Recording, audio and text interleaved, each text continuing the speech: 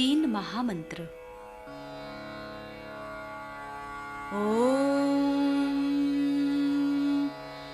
त्वमेव साक्षात् श्री महालक्ष्मी महासरस्वती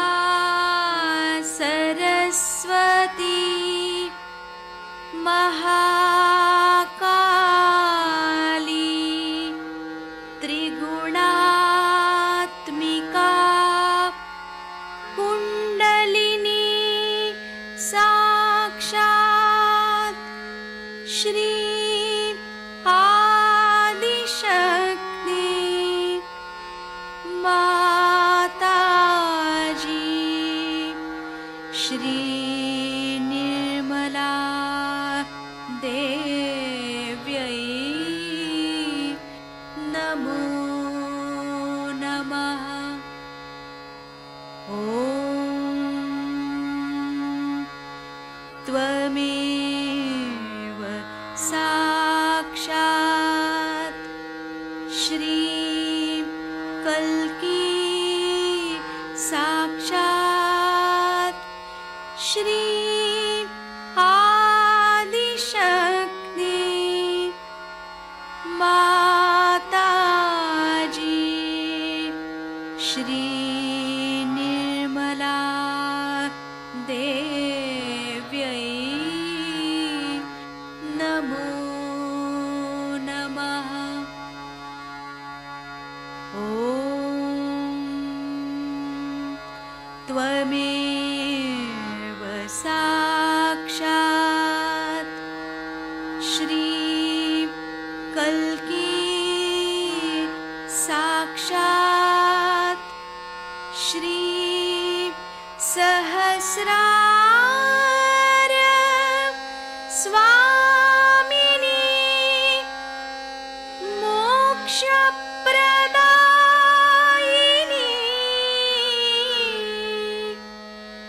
माताजी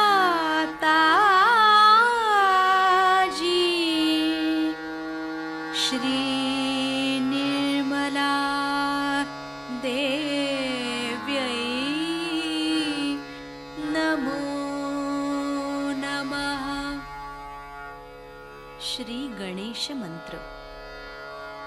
ओम त्वमेव साक्षात् श्री गणेश साक्षात् श्री आदिशक्ति माताजी श्री निर्मला देव्यै नमो नमः।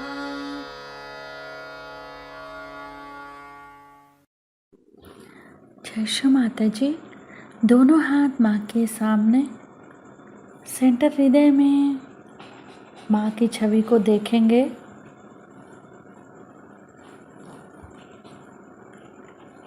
बीचों बीच हृदय में माँ को, श्री माता जी को बुलाएंगे।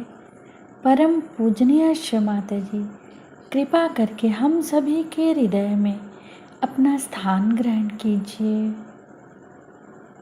बार बार प्रार्थना, श्री माता जी कृपा करके हम सभी के हृदय में स्थान ग्रहण कीजिए। श्री माता जी हम सबको क्षमा कर दीजिए, हम सभी अज्ञानी हैं। सेंटर हृदय में श्री माता जी के प्रेम को अनुभव करेंगे।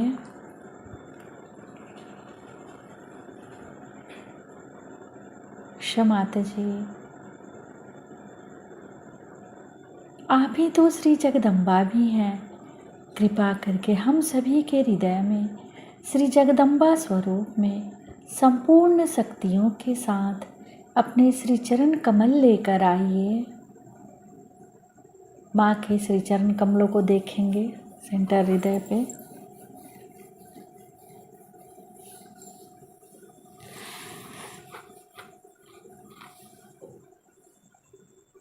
श्री माता जी कृपा करके हम सभी के हृदय को अपने प्रेम से भर दीजिए।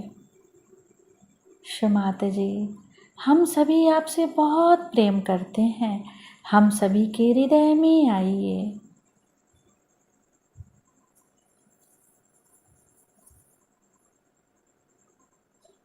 दोनों हाथों पे, एक एक अंगुलियों पे माँ के प्रेम को अनुभव करेंगे।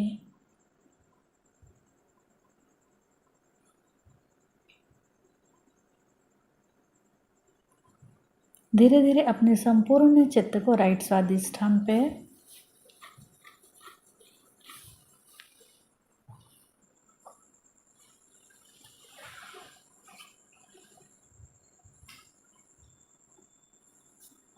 संपूर्ण चित्त राइट स्वादिष्ठान पे।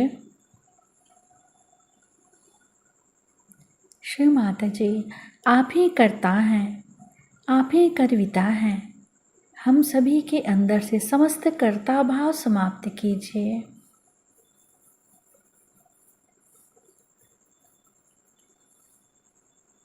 श्री माता जी, हमारे दाहिने स्वादिष्ठान में समस्त कर्ता भाव समाप्त कीजिए।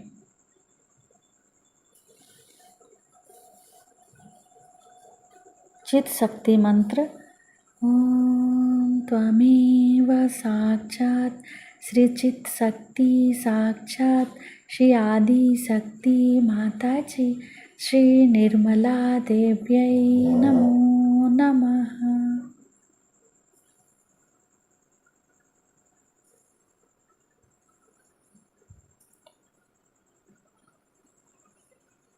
संपूर्ण चित राइट स्वादिष्ठान पे ही रखेंगे। चित्त को वहाँ पर क्लॉकवाइज घुमाएंगे 7 टाइम्स।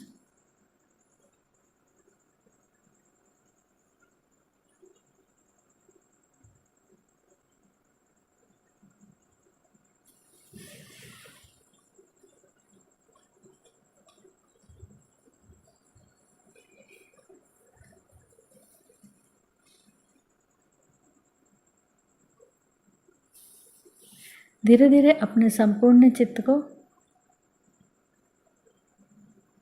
राइट नाभि पे माँ के श्री चरण कमलों को देखेंगे। शिव माता जी, कृपा करके अपने श्री चरणों की शीतलता हमारे लीवर पे प्रदान कीजिए।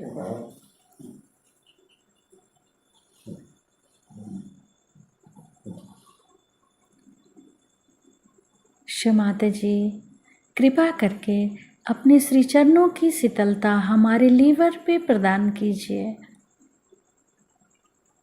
अपने चित्त को भी राइट स्वादिष्ठान से फिर राइट नाभि पे क्लॉकवाइज घुमाएंगे।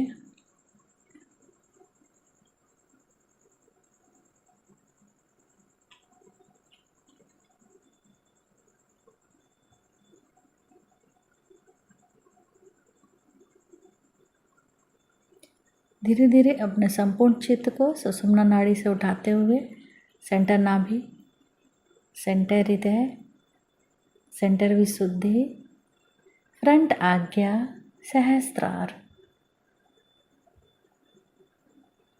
शिव माता जी, हम आपको सुन सके ऐसी कृपा कीजिए। श्री दत्त जयंती है। आज का दिन बहुत बड़ा, उन्हीं के आशीर्वाद से मैं सोचती हूँ यह आज का दिन आया हुआ है, जो आप लोगों में सहयोग पल्लवित हुआ। सारे गुरुओं के गुरु आदि गुरु श्री दत्त महाराज, उनका आज महान दिवस, उनको मैं नमस्कार करती हूँ। वे भी मेरे ही गुरु हैं। उन्होंने मुझे अनेक जन्मों में सहयोग पर बहुत कुछ सिखाया है और उसी के फलस्वरूप इस जन्म में भी मैं कुछ कार्य कर सक रही हूँ। गुरु ब्रह्मा गुरु विष्णु गुरु देवो महेश्वरा, गुरु साक्षात परब्रह्म तस्मै श्री गुरवे नमः। आद्या शक्ति ने जब सब सृष्टि की रचना की, सारी सृष्टि रचना करने के बाद जैसे एक राजा अपना सारा राज्य फैलाता है और उसके बाद भेष बदल करके इस संसार को देखने आता है, उस तरह आदिशक्ति भी बार बार संसार में अवतरित है। लेकिन चाहे शक्ति कितनी भी ऊंची हो, उसे एक मनुष्य गुरु की जरूरत है। मनुष्य का स्थान उस शक्ति से भी ऊंचा। अगर शक्ति को मानव रूप धारणा करनी है तो कभी उसे पिता के स्वरूप, कभी उसे भाई के स्वरूप, कभी उसे बेटे के स्वरूप पाकर ही वो संसार में आई है। सर्वप्रथम ऐसा ही समझे कि ब्रह्मा विष्णु महेश 3 देवों से जब सारी सृष्टि की रचना की, उस वक्त इस संसार में फंसे हुए लोगों को बाहर निकालने का विचार आदिशक्ति के मन में आया कि ये 3 तत्व अगर किसी तरह से एक साथ जुट जाएं और उनमें गणेश जी की बालकता, उनकी अबोधिता, उनका इनोसेंस उतर जाए तो हो सकता है कि एक बहुत बड़ा कार्य करने वाले गुरु इनसे निर्माण हो। सती अनुसुईया के रूप में उनका साक्षात, ये एक ही ऐसी सती संसार में है जिसने कि इंसान को तारण का विचार, एक बहुत बड़ी। ये तीनों बालक अनुसुईया के पास, अनुसुईया का अर्थ यह है जिसमें असूया नहीं, जो किसी से मत्सर नहीं करता, जो सर्वतः प्रेम होता है, उसमें मत्सर आदि, क्रोध आदि ऐसे नगण्य क्षुद्र विचारों का कहाँ से स्थान है। जिसमें कोई भी असूया नहीं, ऐसी अनुसुईया, उसकी परीक्षा लेने ये तीनों भी ऐसा कहा जाता है कि उनके दरवाजे गए और उस वक्त उन्होंने अपने तेज बल, ये तेज बल क्या था? ये यही माँ का प्रेम, अत्यंत दिव्य शक्तिशाली माँ का प्रेम जो उन पर बरस पड़ा और वे छोटे बच्चे हो गए। उन्हीं का एकाकार स्वरूप श्री दत्त महाराज है। एक अजीब सी विभूति है, इसका कि कितना भी वर्णन किया जाए तो कम है और समझाया जाए तो भी समझ से परे। ऐसे त्रिगुणों से भरे हुए श्री दत्त महाराज आदि गुरु के रूप में संसार में आए और उन्होंने अनेक बार इसकी शिक्षा दी, इस भव सागर को किस तरह से पार किया जाए। कल मैंने आपसे बताया है कि हम संसार में अनेक धर्म बना करके लड़ाई कर रहे हैं। इसी एक श्री दत्त के अवतार अनेक बार संसार में आए। उनमें से जैसा कि मैंने आपसे कल बताया था, राजा जनक जो कि जानकी जी के पिता थे, वे भी और कोई नहीं थे पर इन्हीं दत्तात्रेय जी के अवतार। उसके बाद मच्छिंद्र नाथ, आपने नाम सुना होगा, वे भी उन्हीं के अवतार। उसके बाद ज़ोरास्टर जो 3 बार संसार में आए, वे भी उन्हीं के अवतार। उसके बाद मोहम्मद था जो कि साक्षात उन्हीं के अवतार थे। और जब उनसे बहुत बार पूछा कि भाई तुमसे भी तो पहले कोई आए होंगे, तो उन्होंने कहा कि आए थे, एक मोहम्मद था। फिर उनसे पूछा कि भाई उससे पहले कौन था? कहले एक मोहम्मद था। मोहम्मद माने जो प्रेज होता है, जिसको प्रेज लगती, जिसकी प्रेज की जाती, जो स्तुति पात्र है, वही स्तुति पात्र है जो संसार का तारण करे। वही सारे मोहम्मद जो आए थे, वही सारे दत्तात्रेय जी बार बार संसार में आते हैं। उसके बाद नानक, गुरु नानक, उनकी अगर आप वाणी पढ़ें, उनकी अगर आप बातें पढ़ें तो आपको आश्चर्य है कि उन्होंने हर बार सहज में ही बात करी। उन्होंने कहा कि सहज समाधि लीला। उन्होंने कहा है काहे रे बन खोज न जाई, सदा निवासी सदा अलेपा तो है संग समाई। पुष्प मध्य जो बास बसत है, मुकुर माही जस छाई। तैसे ही हरि बसई निरंतर, घट ही खोजो भाई। घट ही खोजो, अंदर ही है, अंदर ही उसे प्राप्त करो। हम तो कविता गा रहे हैं, गाना गा रहे हैं, जो उन्होंने हमें डिस्क्रिप्शन दिया था उसे रटे जा रहे हैं। हृदय के ही अंदर बसे हुए इस परम तत्व को खोजने की बात अनादि काल से यह आदि गुरु बार बार जन्म संसार में ले करके और कर। मोहम्मद साहब की जो लड़की थी, कल भी मैंने बताया है, इसके बाद शिया जाति शुरुआत। मुसलमानों में शिया नाम की जाति, शिया शब्द जो है वो शिया से आया। शिया से आया हुआ शब्द शिया हो गया। शिया माने सीता जी। आप अगर यूपी में जाएं तो सीता जी कोई नहीं कहता है, सिया जी सब कहते। सियावर रामचंद्र की सब सिया का नाम लेते। वो स्वयं सीता जी की स्वयं आदि शक्ति। और उनके जो 2 बेटे हुए थे, हसन और हुसैन, जिन्होंने कितने ही दुष्टों का नाश किया। उसके बाद तंग आकर के जब वो भी मर गए, उसके बाद दूसरे जन्म में उन्होंने सोचा कि अहिंसा को प्रस्थापित किया जाए। हिंसा से कुछ काम नहीं बना। एक नया एक्सपेरिमेंट करने के लिए उन्होंने बुद्ध और महावीर के रूप में जन्म।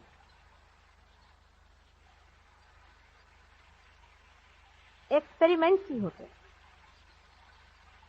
नानक साहब के बाद एक 50-60 साल पहले अपने इस महाराष्ट्र देश में ही शिरडी के साईं बाबा, ये भी साक्षात दत्तात्रेय जी के ही अवतार। इसका आपको अगर प्रमाण चाहिए तो अगर आप पार हो जाएं और उसके बाद आप किसी पर भी हाथ रख के देखें तो एक ही तरह के आपको वाइब्रेशन से ही आप सबको जान सकते हैं।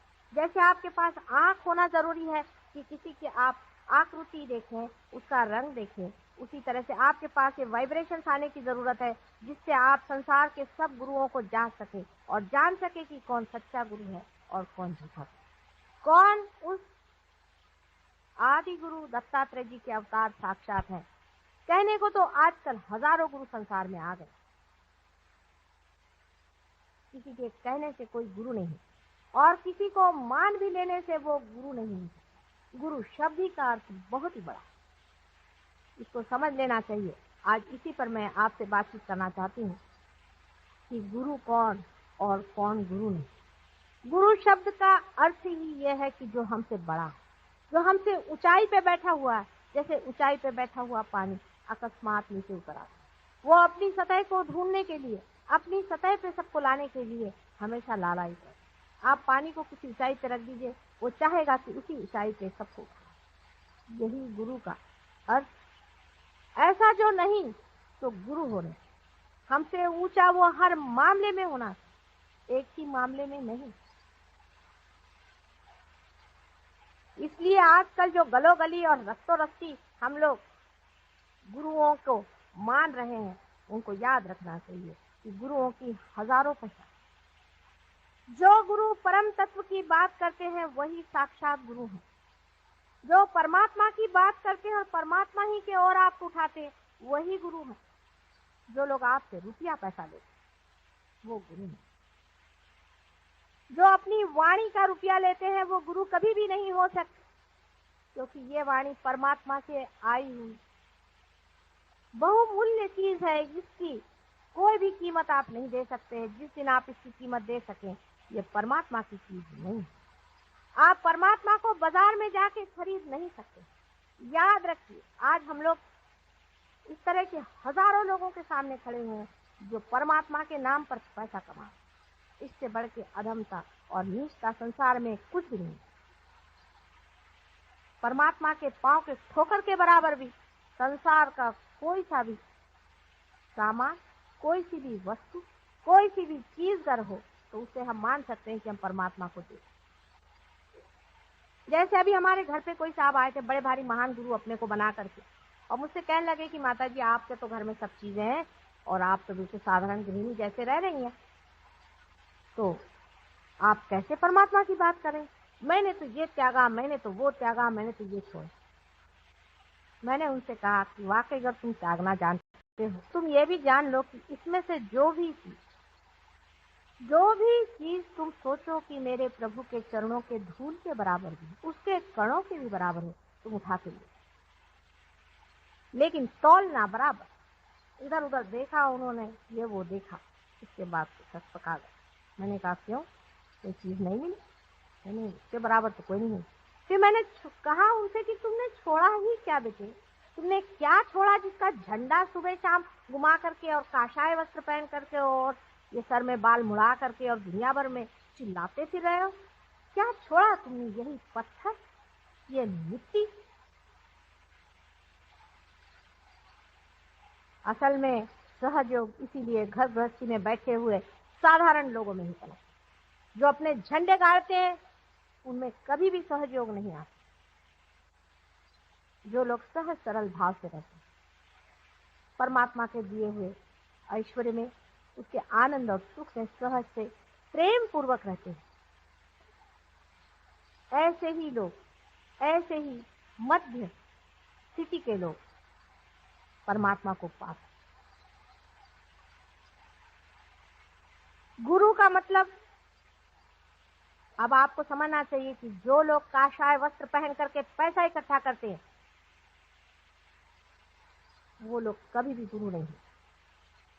जिनके पास टूटी हुई साइकिलें थी और आज इम्पाला में घूम रहे हैं वो कभी भी गुरु नहीं हो सकते। जो आदमी परमात्मा को पाया हुआ है वो चाहे जमीन पे सो जाए और चाहे वो महलों में सो जाए, आराम से। इसके लिए जनक राजा का मैं आपको एक उदाहरण, जनक राजा के पास में नचिकेता करके एक बड़ा भारी आर्थ गया था। पहले तो वो शंका से व्याकुल था। उसने अपने गुरु से कहा कि ये एक गृहस्थ में है, ये राजा है, इसके यहाँ तुम क्यों जाते हो, इसके आगे तुम क्यों झुकते हो, इसके चरण क्यों छूते हो, ये तो गृहस्थी आदमी। तो उन्होंने उनको कहा कि अच्छा तुम राजा जनक के यहाँ जाओ और उनके यहाँ, आप जानते हैं कि उनको विदेही कहा जाता है, देहाती। नचिकेता जब उनके साथ जाके रहा, उसने देखा कि इनका इतना ऐश्वर्य है, इतना पैसा है, लोग बाग खाना पीना खा रहे हैं, आराम से रह रहे हैं, राजा सब खाना खाते हैं, घूमते हैं फिरते हैं, बाल बच्चे हैं, ये आदमी कैसे हो सकता है परमात्मा को जाने। दूसरे दिन उसने कहा कि मैं तो जा रहा हूँ, अभी इसी वक्त मैं चला जा रहा हूँ, मुझे यहाँ रहने का नहीं। उसका अच्छा चलो पहले नहाने तो चलो, नदी पे नहाने जाए। उनको अपने साथ सरजू नदी पर नहाने ले गए। नदी में नहाते वक्त एकदम से किसी ने आके बताया कि हे राजा तेरे तो घर में आग लगी, रजवाड़े में सारी आग लगी हुई। राजा जनक ने कहा कि लगने दो, अभी तो मैं ध्यान में हूँ। हंस के कहा, जरा घबराए। उसके बाद लोगों ने कहा कि सब तुम्हारे घर वाले भाग गए, आग तुम्हारी तरफ आ रही। तो उन्होंने कहा जाने दो, अभी तो मैं ध्यान में। उसके बाद उन्होंने कहा कि अरे भाई आग यहाँ तक आ गई, तुम्हारे जो बाहर आभूषण और वस्त्र पड़े हैं ये भी चले जाएंगे, वहां जो रक्षक थे वो भी भाग गए। तो ये नचिकेत जो अंदर नहा रहे थे उनके एक दो जो कपड़े बाहर पड़े हुए, वो उन्होंने सोचा अगर ये जल जाए तो मेरा क्या हाल होगा, तो भागे बाहर। उन्होंने अपने कपड़े पकड़े, तो भी ये ध्यान में मत। जब ये लौट के आए उसको बड़ा आश्चर्य, तो उसने उनसे पूछा कि राजा आपको कोई चिंता नहीं कि आपके कपड़े आदि सब कुछ जल जाते और फिर आप क्या ऐसे ही घूम। तब उन्होंने कहा जो मिथ्या है वो मिटने ही वाला, तो कोई बचाने की जरूरत नहीं, जब तक है रहने दीजिए और नहीं है तो जाने। यही बात। जो गुरु मिथ्या को मिथ्या नहीं समझते हैं उनके पास आप क्या ढूंढने जा रहे हैं। हमारे ससुराल में एक किस्सा है कि एक बार ऐसा हुआ कि कोई बाराती आए और बारातियों ने कहा कि हमारे लिए कुछ आप ऐसी व्यवस्था करें कि हम दही बड़ा खाएं। बारातियों के जरा नखरे होते हैं और जाड़े के दिनों में लोगों ने कहा कि भाई इस वक्त दही बड़ा बनाना बहुत मुश्किल है, क्योंकि जाड़े में दही बड़ा शाम के वक्त बनाया नहीं जाता। कब बस हम तो दही बड़ा खाएंगे, अब इसी वक्त लाइए आप दही बड़ा। तो एक बाबा जी वहाँ रहते थे, उनका पता चला। उन्होंने बाबा जी बुलाया कि भाई आप किसी तरह से इंतजाम करो। तो कभी मैं मंगा तो दूंगा लेकिन उसके बाद मैं रहने वाला नहीं। अच्छा ठीक है मंगा दीजिए। उन्होंने एक खिड़की बंद कर ली, दूसरी खिड़की बंद कर ली, दरवाजा बंद कर दिया और उसके बाद कहा कि देखो आ गया आपका दही बड़ा, खाई। वहां सब दही बड़े आ गए, लोगों ने दही बड़ा खाना शुरू कर दिया, बड़े खुश हुए। बाबा जी भाग, रातों रात बाबा जी जान बचाकर भाग। लोगों को समझ नहीं आया कि बाबा जी क्यों भागे। दूसरे दिन सवेरे वहाँ मांग लोग होते हैं, एक शूद्र जाति की जो आती है और खाना वाना सब बटोर कर ले जाए। वो आए और उन्होंने देखा बर्तन वगैरह को, कहने अरे हमारे कुल्हड़ कौन उठा के लाया, फिर तो हमारे कुल्हड़ थे, ये कौन उठा के लाया। वो जो विवाह था संपन्न तो हुआ था, इससे लड़की विदा हो गई, नहीं तो कोई लड़की को भी विदा नहीं कर। वजह ये थी कि सब लोग बहुत नाराज हो गए, कहने लगे कि ये कौन लेकर के आए। हमारे पूर्वजों में समझ लीजिए हमारे पिता के ही थे, लोग इन सब चीजों में विश्वास ही नहीं करते थे। इसे भानामती कहा जाता था महाराष्ट्र में पहले। ऐसी चीजों में कोई भी विश्वास नहीं करता था कि ऊपर से कुछ चीज चली आ गई और उन्होंने दही बड़े खा लिए। अब क्या परमात्मा को कोई और धंधा नहीं दही बड़े खिलाने के सिवा? आप लोगों को भी सोचना चाहिए कि आप लोगों को दही बड़े खिलाने का ही उनको एक धंधा बचा हुआ। जब आप किसी को इसलिए गुरु बनाते हैं कि वो आपको 200 रुपया पकड़वा देते हैं, मैं कहती हूँ ऐसे ही दाता लोग अगर हैं तो इस देश का इकोनॉमिक प्रॉब्लम ही सॉल्व कर दीजिए, सबको दीजिए। घड़ियां मंगाते हैं स्विट्जरलैंड से बनी हुई, एक भगवान से बनी हुई घड़ी मंगा दे तो मान ले बा। इस चीज को सोच लेना चाहिए कि हम लोग उसी सुप्रीम को पाना चाहते हैं, उसी परम को पाना चाहते हैं। पर आपकी भी तो खोज इन्हीं जड़ वस्तुओं में है, इन्हीं पत्थरों में है। इसीलिए आप इन लोगों को गुरु मानते। रुपया भी जाता है, पैसा भी जाता है। जब आपका सब पैसा निकल जाता है तब आप मेरे पास आते हैं। कल ही एक स्त्री आई थी, आपने देखा था किस तरह से नाच रही थी, कूद रही थी। मैंने कहा आप क्यों आई भाई? कहने लगे क्या करें, आप तो हम ऐसे हो गए। मैंने कहा अच्छा है, लोग पागल तुम्हें बनाए और पागल खाना मैंने खोल रखा। तुम वहां क्या खोजने गई? क्या नाचने कूदने से परमात्मा मिल सकता है? हमारे मानव के जितने भी कायदे कानून बने हैं उसमें उन लोगों को इसका अंदाज ही नहीं है कि मनुष्य कितना घृणित हो सकता है। जिन्होंने भी बनाए बहुत शालीन और अच्छे शुभ लोग थे, उन्होंने उस घृणता को और उस दुष्टता को पहचाना ही नहीं कि मनुष्य अंदर से कितने गंदे कामों में फंसा हुआ। अगर वो लोग जान जाए तो नए कायदे बनाने पड़ेंगे इन लोगों को सबको पकड़ने के लिए। ईसा मसीह को तो इन्होंने उठाकर सूली पे चढ़ा दिया, तो आसान था, लेकिन इन लोगों को तो कोई पकड़ ही नहीं पाता, जो रात दिन आपसे रुपया खसोट करके और आप लोगों का सर्वनाश करने पर लगे हैं। और कल आपके बच्चों को पागल खाने में भेजने के लिए तैयार बैठे हुए। कभी आप लोग इधर भी आंख उठा कर और सोचिए कि ये क्या है। परमात्मा के नाम पर जड़ वस्तुओं को बांटना कहाँ की भलमानसियत। आप भी क्या कभी सोचते नहीं?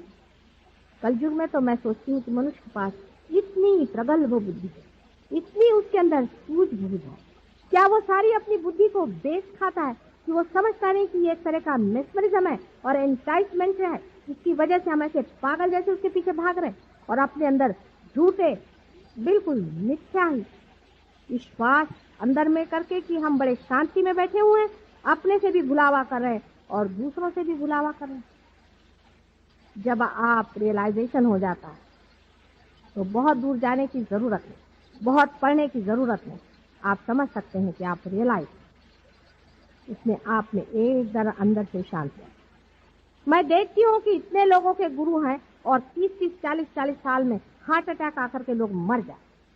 असंभव की बात है। अगर आप में रियलाइजेशन का जरा सा भी तत्व एक बार जाग उठा है तो हार्ट अटैक तो क्या कोई एक्सीडेंट भी होना मुश्किल है। ऐसे ऐसे उदाहरण हमारे अंदर है। एक छोटा सा लड़का अभी परसों बता रहे थे कि ट्रेन से आ रहा था और ट्रेन पूरी उलट गई। जिस डिब्बे में वो बच्चा था उसमें से एक भी आदमी को चोट दी और वो पार बचा। आपके ऊपर देवता मंडराना चाहिए। अगर दिव्य नहीं उतर सकता तो ऐसा रियलाइजेशन क्या? अब हमारे ही लोग आप जानते हैं कितने ही पार हुए हैं, कैंसर तक की करते। कोई विशेष बात नहीं, कोई विशेष हमारे ख्याल से बात नहीं। सिर्फ यही है कि इनको इसमें इंटरेस्ट नहीं है किसी को क्योर करने में, उनको रियलाइजेशन में ही इंटरेस्ट है, क्योंकि जो आनंद आपने पाया है वही आप चाहते हैं कि सब पाए। सहज नहीं है। अगर आपके पास रुपया पैसा है तो आप चाहते हैं कि रुपया पैसा खर्च करें, लोगों को खिला पिलाएं। ऐसे ही रियलाइज सोल भी चाहेगा मन में कि दूसरों की भी जागृति करे और पार करे और कर सकते। अगर आपके अंदर लाइट आई है उसके लिए कसम लेने की कोई जरूरत नहीं। कस्तूरी का अगर सुगंध आ रहा है तो उसके लिए कोई आपको कसम लेकर कहने की जरूरत नहीं कि यहाँ पे कस्तूरी का सुगंध। लेकिन कस्तूरी की खोज है किस, ये पहले अंदर सोच लीजिए, नहीं तो ऐसे चक्करों में घूमने की कोई जरूरत नहीं। एक साइड में तो हमारे ये लोग हैं जो कि हमारे सबकॉन्शियस से खेल, हमारे जड़ चेतन से, हमारे पास से खेल। मैं ऐसे भी लोगों को जानती हूँ। इस खोज में मैंने बहुत गुरु घंटालों को देखा और सबके मैं हथकंडे जानती हूँ कि ये क्या क्या दशा करते हैं और किस तरह से जन्म जन्मांतर के लिए आपकी कुंडलिनियों का सत्यानाश करते। मैं बहुत से ऐसे लोगों को जानती हूँ जो आपके पिछले जन्म की बातें बता दें, उसी से आप अभिभूत हो जाते। किसी ने कह दिया मैं तुम्हारा पति था। एक स्त्री मेरे पास आई कहने, माता जी मैंने उनको अपना सर्वस्व दे दिया। मैंने कहा क्यों क्यों लिया तुमने? कहने मेरे से कह रहे थे कि मैं तुम्हारा पति। मैंने कहा तुम्हारा पति बड़ी पातिव्रत्य है तुम्हें। अगर ऐसा ही पातिव्रत्य है तो जो मर गया पति उसके लिए तो तुम इतनी मरी जा रहे हो, और जो तुम्हारा पति आज जीवित है उसका क्या हाल है? उसके प्रति कोई पातिव्रत्य नहीं। और ये जो एक पैसा खाओ वहां बैठा हुआ है उसको तुमने सारे जेवर दे दिए क्योंकि उसने तुमसे कहा कि वो तुम्हारा पति। फिर कोई कह रहे थे कि ये साहब हमसे कह रहे थे कि हम भगवान के अवतार, हम परमेश्वर। अरे कोई कहने को अपने देश में किसी को क्या लगता? झूठ बोलने में तो हम लोग पक्के माहिर हैं। कोई सी भी झूठ बोल दीजिए, इसको साइकोलॉजी में स्टिग्माइज्ड पर्सनालिटी, आप पढ़ेंगे साइकोलॉजी तो आप समझ सकते हैं कि साइकोलॉजिस्ट ने भी इनका पता लगाया है। नहीं लगाया ऐसी बात नहीं, बड़े चोर लोग खड़े होकर के जो चाहे तो अंट शंट बकने लग जाते और लोग उसे विश्वास करने लग जाते। ऐसा बाइबल में भी कहा गया है कि ऐसे बहुत से संसार में आए, संभल के रहिए। कहने लगे हम भगवान। अरे भाई भगवान है तो उसकी कोई शक्ति भी तो होती है। एक महाशय जी मुझसे कहने लगे, मैंने उनसे कहा कि आपके पास में इतनी औरतों का जमागत क्यों है भाई? आप दरवाजे बंद बंद करके ये क्या कर रहे हैं? क्योंकि भगवान के नाम पे ये काम क्या कर? क्योंकि किसी स्त्री पर बहुत उन्होंने अत्याचार किया था। मुझे आकर प्राइवेटली बताती। मैंने कहा तुम कोर्ट में जाके बताओ, ये आदमी पकड़ा जाए। उनको हम कोर्ट में कैसे बताएं? हमारे ऊपर आफत आ जाएगी, हमारी इज्जत है, हमारी फैमिली है। तो मैंने कहा जब तुम कोर्ट में नहीं बता सकती तो इसका कैसे पार है? तो वो महाशय से जाकर जब मैंने कहा कि तुम ये क्या कर रहे हो, क्यों ऐसा पाप धो रहे हो, क्या तुमको इससे मिलेगा परमात्मा के नाम? तो उससे कहा लगा तुम्हें नहीं मालूम मैं श्री कृष्ण हूँ। मैंने कहा वाह भाई, शकल तो आपकी भूत जैसे और आप श्री कृष्ण बने। आप श्री कृष्ण कैसे हुए? मैंने कहा श्री कृष्ण को आप कितना जानते हैं? जिसने 5 साल की उम्र में कालिया का मर्दन किया था उसके सर पे चढ़ के वो कहा। और मैंने कहा मैं आपकी दाढ़ी ऐसे नोच लूं तो अभी उठ नहीं सकेंगे। मजाक ही में मैंने कह दिया। बाद में सुना था किसी ने उनकी दाढ़ी आधा घंटा पकड़ी रही थी, वो हिलते रहे वैसे। मैंने तो यही कह दिया। ऐसे श्री कृष्ण पैदा होने लग जाएं। दूसरे साहब कहने लगे कि मैं औरतों को इसलिए नग्न करता हूँ क्योंकि कृष्ण ने औरतों को नग्न किया। बताइए कहाँ की बेवकूफी की बात है? श्री कृष्ण 5 साल की उम्र में बच्चों जैसे उनकी लीला थी। औरतों के साथ में उनको क्या नग्न? और 5 साल का बच्चा, उनसे बहुत गहन अर्थ। वो तो सहज योग क्रीड़ा कर रहे थे। 5 साल के बच्चे के लिए कौन बड़ा और कौन छोटा, उसको सब ये समझता था। 5 साल के भी नहीं थे, उससे भी छोटे थे। तो मैंने उनसे कहा अगर यही बात थी तो काहे के लिए द्वारिका में बैठे हुए वो द्रौपदी के वस्त्रहरण के वक्त में दौड़े गए थे वहां? शंख चक्र गदा पद्म गरुड़ लई सिधारे, क्यों सिधारे? क्यों सिधारे थे? अगर उनको स्त्री की पवित्रता का कोई ख्याल नहीं था तो ये आप जवाब दीजिए। इस पर वो श्री कृष्ण जी स्थित हो। कहाँ तो एक उंगली पर गिरी को पकड़ने वाले वो श्री कृष्ण, और आजकल हर एक गली में और बाजार में मिलते हैं। जहाँ जाइए वहाँ एक श्री कृष्ण है, एक शिव जी भगवान। कहाँ शिव जी भगवान, कहाँ श्री कृष्ण? कुछ आपकी बुद्धि बच गई है या नहीं? मुझे कभी कभी बड़ा आश्चर्य, बहुत ही आश्चर्य होता है कि मनुष्य जो कि बुद्धि की इतनी प्रगल्भता में पहुंच गया, जिसको परमात्मा ने सारी ही बुद्धि के आवरण खोल दिए, ऐसे मनुष्य के बुद्धि में धर्म के मामले में इतना पर्दा था। अपने ही देश में नहीं है। दूसरी तो बात यह है कि परदेश में भी इस कदर अंधकार। एक वहां योगी जी पहुंचे हुए थे, उनके शिष्य हमसे मिलने आए। वो हमारे सामने आए, देखते क्या उनका आज्ञा चक्र और नाभि चक्र दोनों को गोल घुमा दिया और वो भजन गा रहे हैं। उन्हीं उल्टा घुमाने का मतलब है आदमी जो पागल होता है, अब आप अगर पार हो जाए तो आप भी देखिएगा, जब आदमी पागल हो जाता है तो उसका आज्ञा चक्र और नाभि चक्र उल्टा घूमता। ये सब प्रेत सिद्धता, स्मशान सिद्धता हमारे देश में, भारतवर्ष में पुराने जमाने से चली आ, उसके बारे में हमारे यहाँ कोई जानता नहीं है, ऐसी बात नहीं। लेकिन उसकी और ये जरूर है कि आधुनिक शिक्षण व्यवस्था में उधर ध्यान नहीं, इसको मराठी में भी कहते हैं कि करणी। ये जो देवियां आती हैं किसी के बदन में और हम लोग उनको कुंकू लगाने जाते हैं, उनके अंदर भूत आते हैं, हमें समझ में क्यों नहीं आता। ये सब प्रेत विद्या और स्मशान विद्या है। इसका भी एक बड़ा भारी साइंस है, उस पर भी मैं कभी चाहे तो बताऊंगी आपको, पर आज दत्त महाराज के चरणों में खड़ी हूँ। इसको भी जान लेना चाहिए। ये सब महामूर्खता के लक्षण हैं जो हम ऐसे दूसरों के हाथों में अपने को बेच। कम से कम अपनी बुद्धि को सही रखें, थोड़ा सा झटक के सोचें। जब कभी भाषण में आप जाएं तो आप सोचिए कि आदमी बोल क्या रहा है और कर क्या रहा है। इसका बोलना और करना, इसमें अंतर वो कभी भी गुरु हो ही नहीं सकता। इसको आप समझ। अभी हम कहें कि हम ऐसे हैं वैसे हैं, और कल हम लपके संसारिक चीजों के पीछे में, तो हम कभी भी वैसे हो नहीं। यानी संसार कोई व्यर्थ की चीज नहीं है, लेकिन साक्षित्व तो कम से कम गुरुओं में आना चाहिए, कम से कम। कुंडलिनी के बारे में भी बहुत से गुरु निकले हैं जिनके बारे में आपको मुझे बताना था। कल भी मैंने बताया था कि भगवान के पास में कोई घड़ी नहीं है कि जो वो कह दे कि 4 बजे मैं तुम्हारी कुंडलिनी जागरूक कर दूं। ये सब भूतों की व्यवस्था। इस पर एक आपको मैं बड़ा अच्छा उदाहरण देती हूँ। डॉक्टर लैंग करके एक बड़ा भारी डॉक्टर लंदन में रहता था।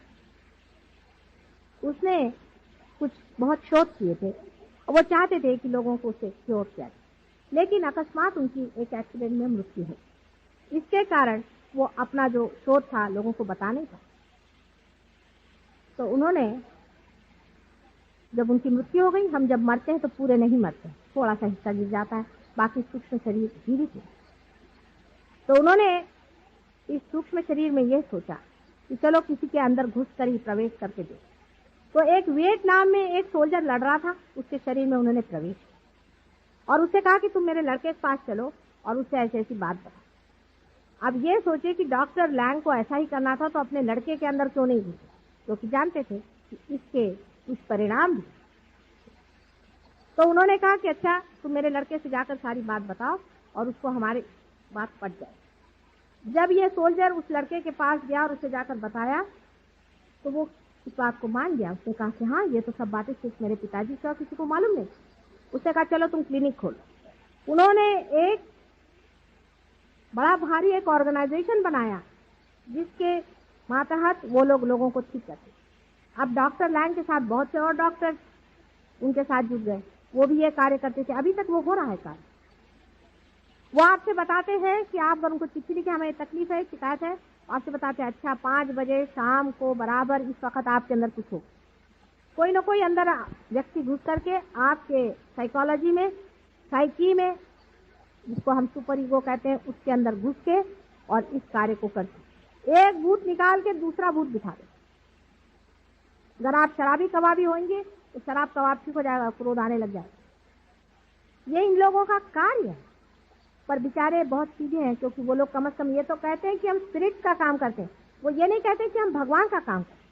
लेकिन अपने देश में तो लोग पक्के भूत नहीं राक्षसों का काम करते हैं और उसको भगवान का नाम लेते हैं।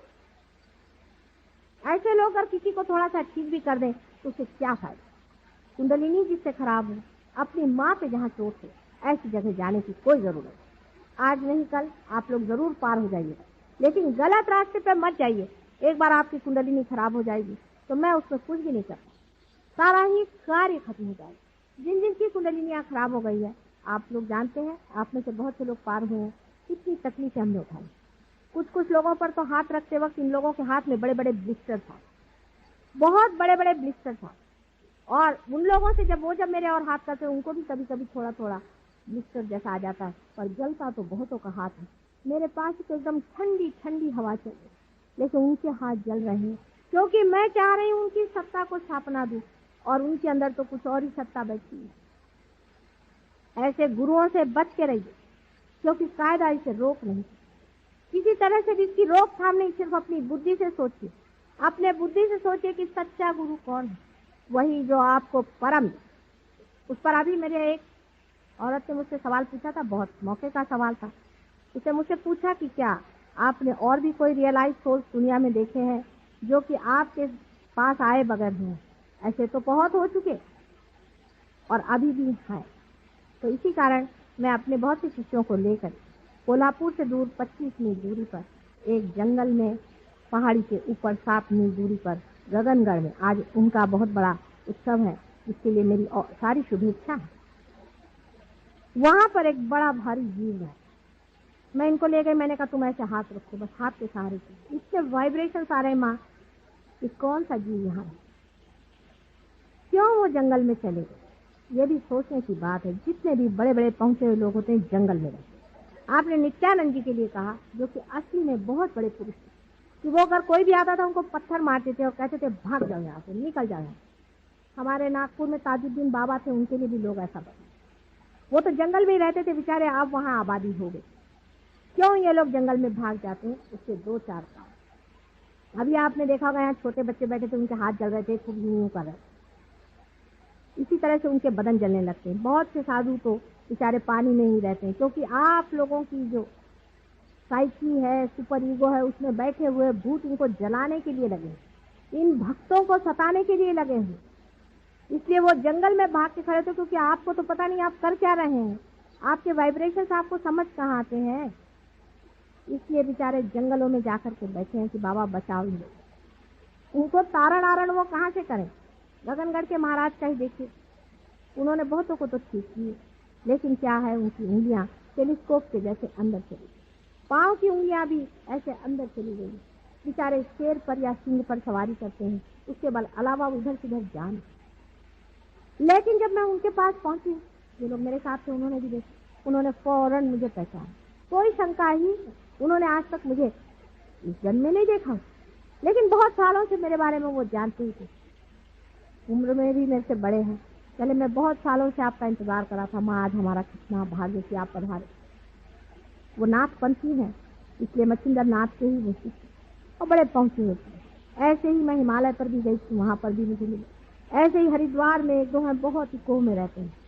मैंने उनसे कहा बाहर आने का मौका, मैं तुमको बताऊंगी कि अपनी शक्ति को कैसे बचाना और किस तरह से इन लोगों का प्रहार वापस लौटाना है। मैं बैठी हूँ, तुम आओ तो सही, सबको मैं ठीक कर।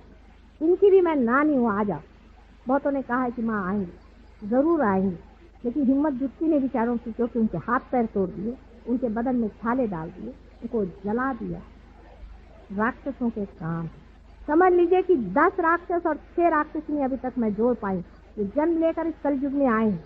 आजकल के जमाने में अगर समझ लीजिए रावण आ जाए तो वो अपने को कहने नहीं वाला कि मैं रावण, वो तो अपने को भगवान ही कहेगा।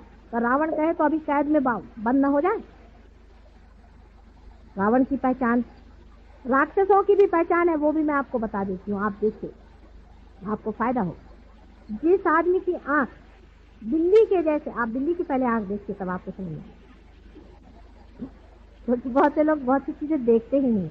बिल्ली की आंख जैसे उसके अंदर की पुतली होती है, प्यूपिल होती है, आप देखते देखते एकदम छोटी होते तो गुल हो जाती, ऐसे ही राक्षसों की आंख होती है।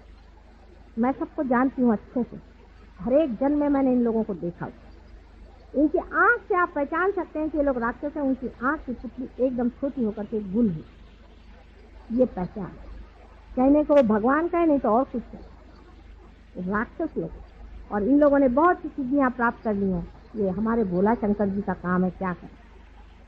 उन्होंने बहुत सारी सिद्धियां प्राप्त करी। जैसे रावण को एक सिद्धि थी कि जब वो बोलते थे और भाषण देते थे तो नाभि चक्र में वो ऐसे कुछ काम कर जाते थे कि वहां पर एक एक भूत बैठ जाता। हजारों लोग अभिभूत होकर के उनके कहने को सुनते थे। यहाँ तक कि राम को लड़ने के लिए कोई तैयार नहीं था, उन्होंने सबको तैयार कर। इसी तरह से महिषासुर की भी थी। सारे ही असुरों की अपनी अपनी उन्होंने सिद्धियां की हुई थी, आप जानते हैं। और इसी सिद्धियों के कारण वो लोग हमेशा अच्छाई का दमन करते रहे, प्रकाश को दबाते रहे और अंधेरा बढ़ता है। आज कलयुग में बराबरी, सारी बराबरी है। और आप सोच रहे हैं कि मेरे 2 ही हाथ हैं, आप ही लोगों का कार्य है। आपको आश्चर्य हो कि देवता भी एक तरफ बैठे हुए हैं और राक्षस भी एक तरफ बैठे। घमासान युद्ध चल रहा है।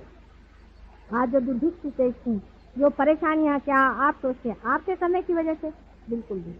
ये दुष्ट और राक्षस बैठ करके प्रेत योनियों से सारे कार्य करा के आपको संत्रस्त करें, जिससे आप किसी तरह से दौड़ कर इनके ही चरणों में जाए। ये सब इन्हीं का कार्य। और अगर इन लोगों को हटाना है तो अपने अपने अंदर में जोत जलानी है। अगर इसको प्रकाशित करना है तो सबको अपने अंदर एक एक दीप जलाओ। आप स्वयं एक दीप खोलें। और आश्चर्य तो यह है कि इस वक्त परमात्मा भी यही चाहता है कि मनुष्य ही शेष जाए, मनुष्य ही कार्य करे, मनुष्य ही वो परमात्मा स्वरूप को जाए। और जिसको हम अति मानुष कहते हैं, जिसे हम सुपरमैन कहते हैं, उसकी स्थापना है। एक नया डायमेंशन आपके अंदर आने वाला है। सिर्फ यह है कि उसको लेना सीखे, उसको पाना सीखे। बुद्धि के कसौटी पर इसे अभी उतारा नहीं जा सकता, क्योंकि अगर बुद्धि से आप समझना चाहें तो आपको सिर्फ मेरा हाथ ही दिखाई दे रहा है। इसके अंदर से बहने वाले अव्यक्त धाराएं नहीं दिखाई दे। जो लोग बहुत बड़े पंडित हैं, वो लोग चाहें तो कबीरदास को पढ़ें, नानक जी को पढ़ें, हो सके तो आदि शंकराचार्य को पढ़ें, वो तो सबसे बढ़िया। आदि शंकराचार्य को अगर पढ़ें तो आप समझ सकते हैं मैं किस चैतन्य लहरियों की बातें कर रहे हैं। कुंडलिनी पर अभी तक मुझे कोई भी ऐसा दिखाई नहीं दिया जिसने व्यवस्थित रूप से कुछ कहा या समझा ही। थोड़ा थोड़ा ज्ञान हो जाने से ही कभी कभी बड़ा भारी भयंकर अनर्थ होता। ऐसा ही अनर्थ कुंडलिनी के बारे में भी आज तक होता रहा ही हो।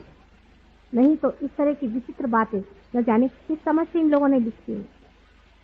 लेकिन तो भी मनुष्य की दृष्टा स्थिति इतनी ऊंची है, इतनी ऊंची है, जैसे देवी भागवत आप पढ़ें, मार्कंडेय स्वामी की सप्तशती आप पढ़ें, आपको आश्चर्य होगा कि कितनी गहराई से, कितनी छोटे छोटे डिटेल्स में उन्होंने इस चीज को जाना। असल में जब तक आपका रियलाइजेशन नहीं होता तब तक सभी कुछ करना व्यर्थ। कृष्ण ने भी यही कहा, कृष्ण ने भी यही कहा था कि पहले उसको अंदर ही पालो। लेकिन समझने वाले ने समझा नहीं।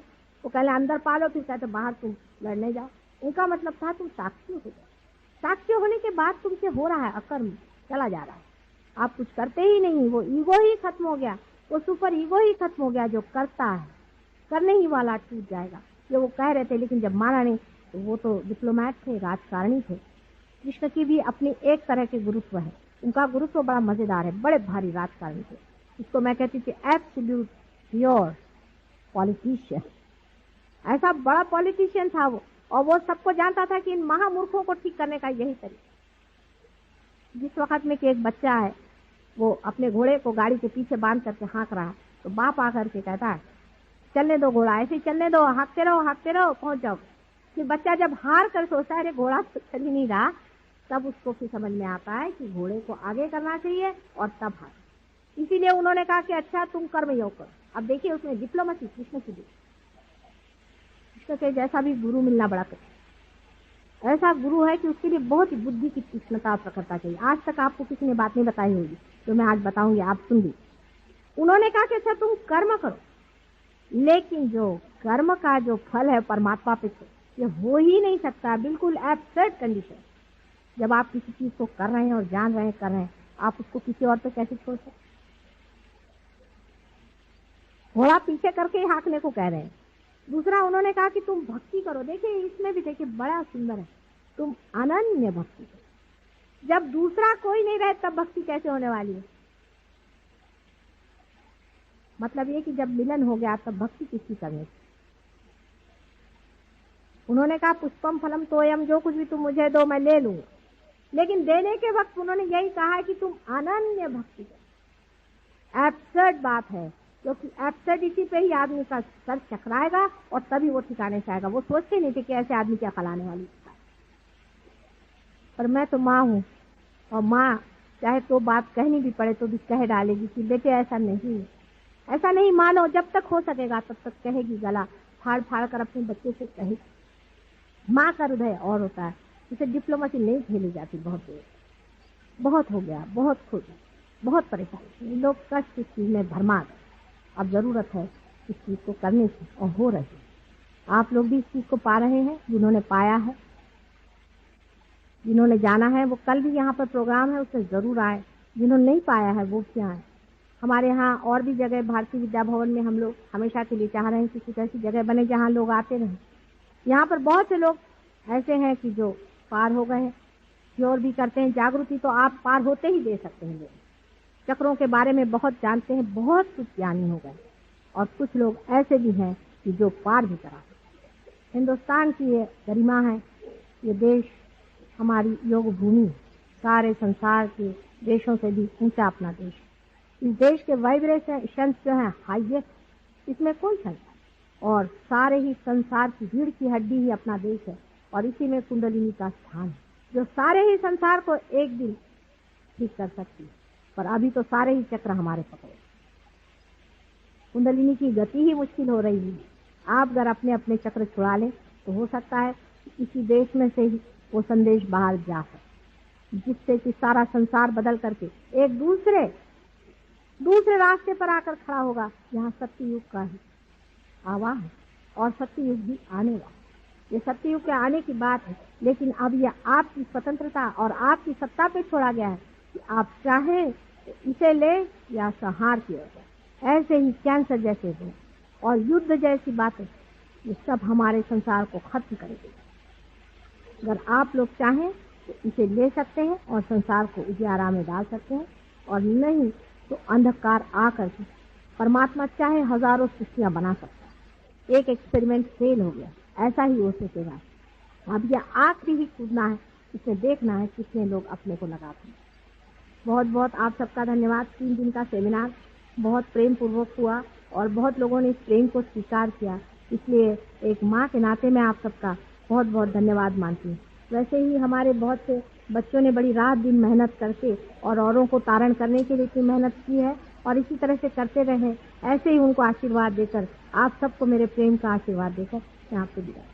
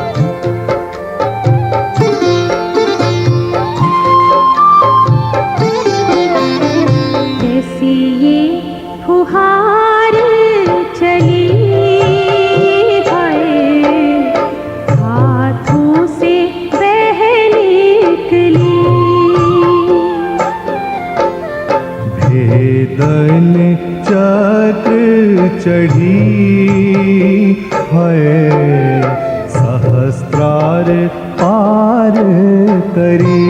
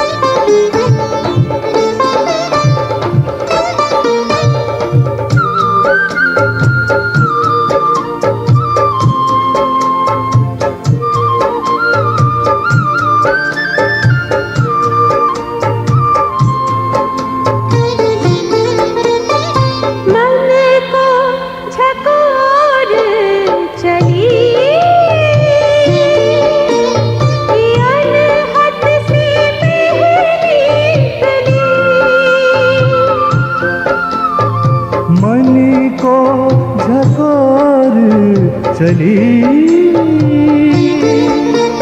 कि अनहद से बह निकली। कंठ सोयूं निकली कि बांसुरी बजने लगी, कि बांसुरी बजने लगी।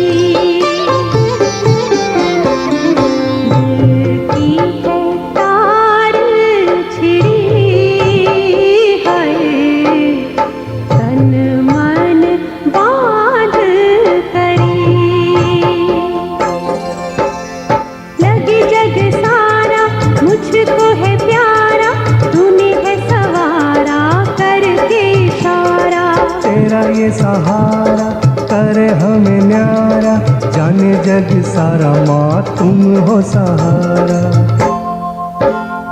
कैसी ये फुहार चली है, हाथों से बह निकली।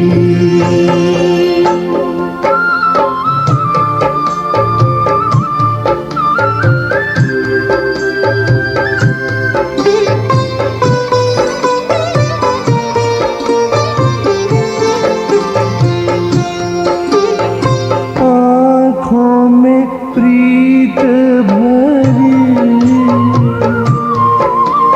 अलंकृत करने लगी, आँखों में प्रीत भरी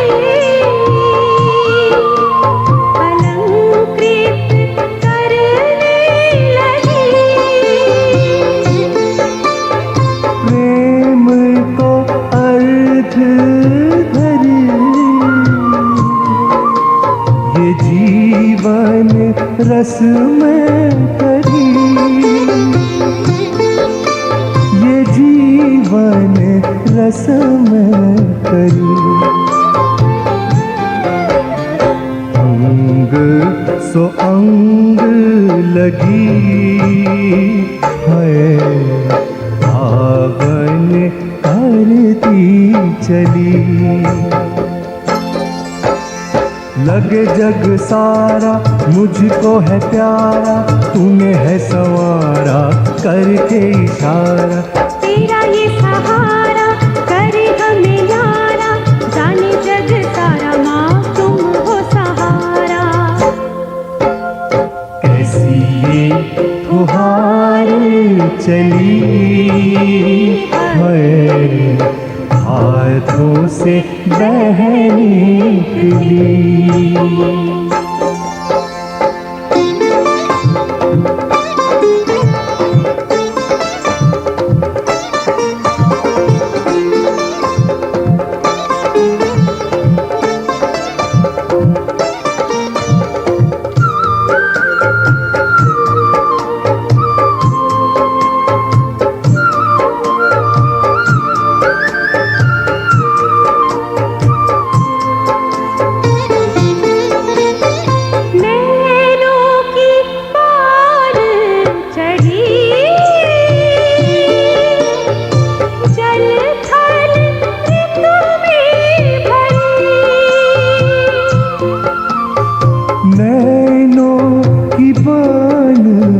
चढ़ी